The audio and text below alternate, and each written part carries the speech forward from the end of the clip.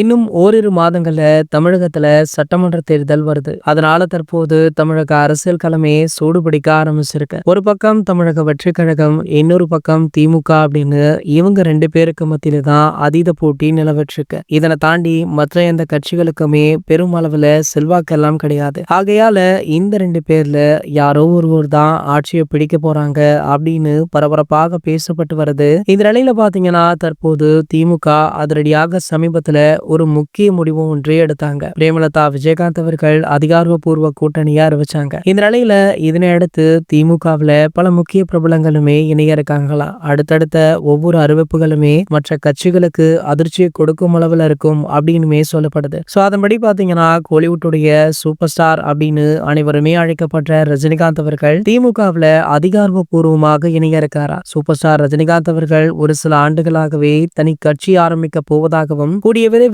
தமிழக சட்டமன்ற தேர்தல்ல போட்டியிட போவதாகவுமே சொல்லிட்டு இருந்தாரு. ஆனால் அப்போது அவருக்கு திடீரென உடல்ல பாதிப்பு ஏற்பட்டு உடல்நலம் சரியில்லாமல் போனதால சோ இந்த கண்டிஷன்ல என்னால அரசியல்ல பயணிக்க முடியாது அப்படின்னு சொல்லி இனி நான் அரசியல் கட்சி ஆரம்பிக்க போவதில்லை அப்படின்னு அறிவிப்பை வெளியிட்டாரு. அதன் பிறகு மீண்டுமே நடிப்புல கவனம் செலுத்திட்டு இருக்காரு. சோ இந்த வேலையில தற்போது சூப்பர் ஸ்டார் அவர்கள் திமுகவில் இணைகிறார் அப்படின்றதுமே ஒட்டுமொத்த அரசியல் களமுமே ஆட்டம் கண்டு போயிருக்கு அப்படின்னே சொல்லலாம். சோ இன்னும் 1 அல்லது 2 நாட்கள்ல இது அதிகாரப்பூர்வமாக அறிவிக்கப்படும் அப்படின்னுமே சொல்றாங்க. சமீபத்துல தான் பாத்தீங்கன்னா திமுகவுல பிரேமலதா இணைந்தாங்க. இதனடுத்து சூப்பர் ஸ்டார் அப்படின்னா கண்டிப்பாக இவங்களுக்கு பதிலடி கொடுக்கும் விதமாக தாவேகா அதிரடி முடிவுகளை எடுப்பாங்க அப்படின்னுமே எதிர்பார்க்கப்படுது. இது போன்ற செய்திகளை பத்தி நீங்க உடனே தெரிஞ்சுக்க நம்மளுடைய சேனலை மறக்காம சப்ஸ்கிரைப் பண்ணிக்கோங்க.